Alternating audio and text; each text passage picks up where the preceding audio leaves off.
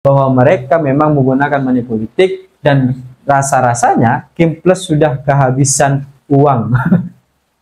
Sehingga Jokowi babak belur di Jakarta. Belum lagi babak belur soal berbagai macam anggaran yang harus dikeluarkan untuk menekan Ridwan Kamil dan Susono. Dia juga babak belur karena akhirnya masyarakat mengetahui bahwa dampak Jakarta sebagai kandang banteng baru setelah akhirnya Jawa Tengah menjadi kandang bansos dan parcok atau partai coklat.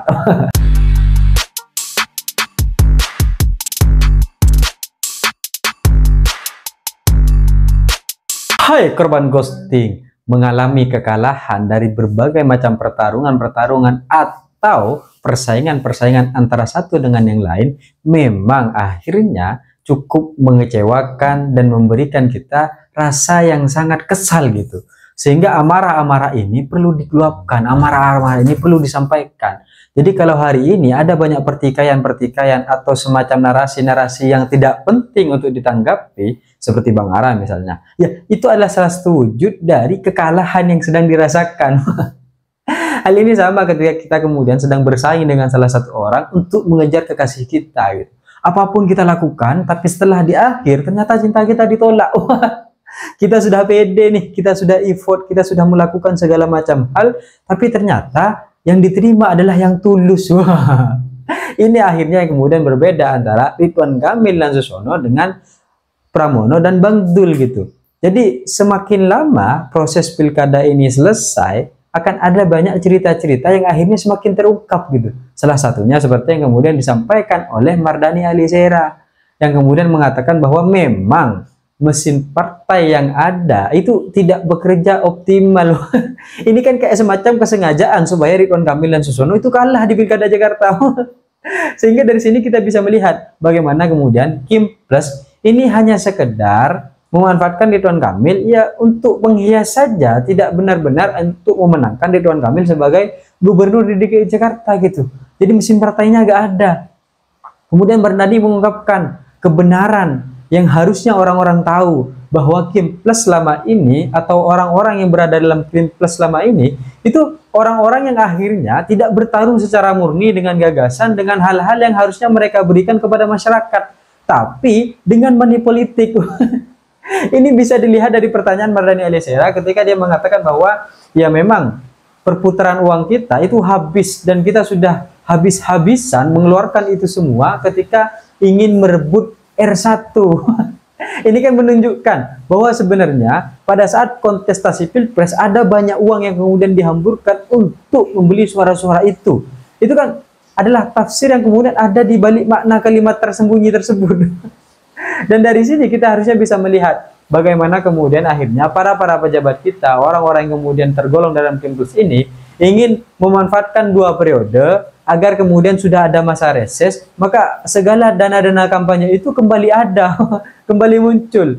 Dana-dana itu kembali hadir, kembali mereka miliki. Dan mereka akan bisa kampanye lagi secara jor-joran, secara hambur-hamburan, dengan berbagai macam uang reses yang sudah dijanjikan oleh negara.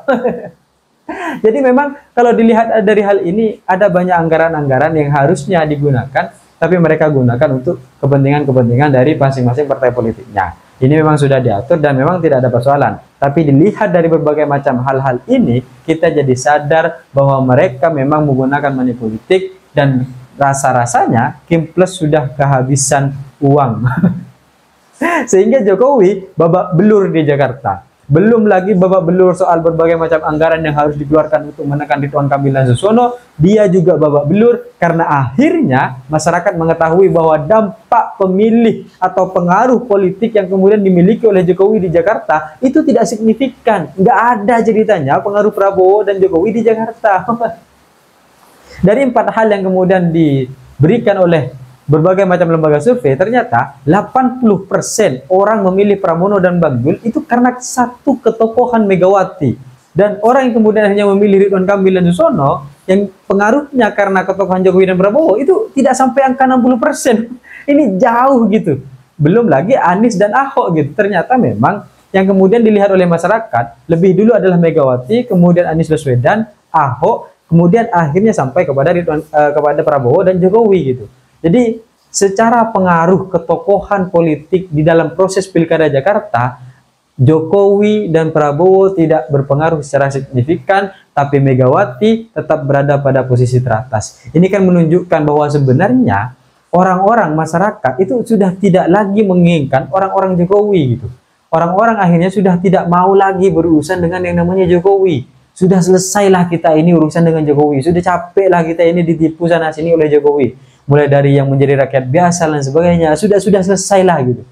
Dan hari ini kita akhirnya bisa melihat bagaimana kemudian PDIP mengandangi atau menjadikan Jakarta sebagai kandang banteng baru setelah akhirnya Jawa Tengah menjadi kandang bansos dan parcok atau partai coklat.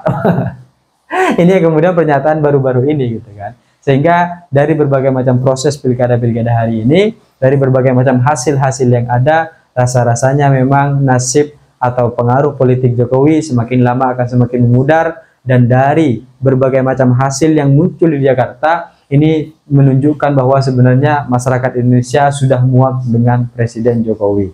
Karena mau bagaimanapun diakui atau tidak, Jakarta selalu menjadi pusat perhatian politik. Maka ketika akhirnya Jakarta memutuskan Pramono dan Bang Dul, kemudian pengaruh ketokohan paling penting adalah Megawati di antara tokoh-tokoh yang lain. Meskipun ada lah pengaruhnya, tapi sedikit lah, secuil lah.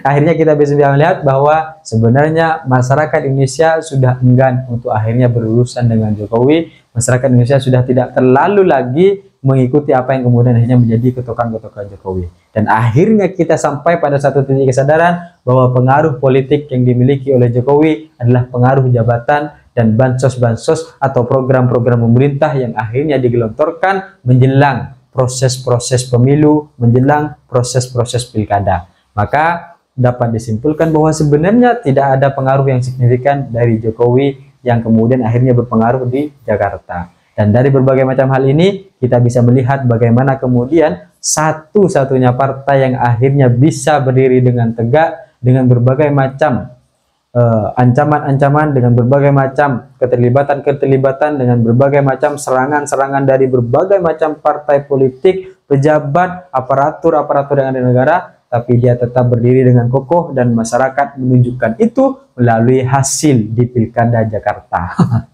Maka terima kasih Jokowi, selesai sudah masanya. Hari ini biarkan orang-orang lain yang berperan pada masa ini. Saya pikir itu cita-cita saya ingin seperti Gibran, tapi saya sadar diri dan sadar posisi. See you, korban ghosting.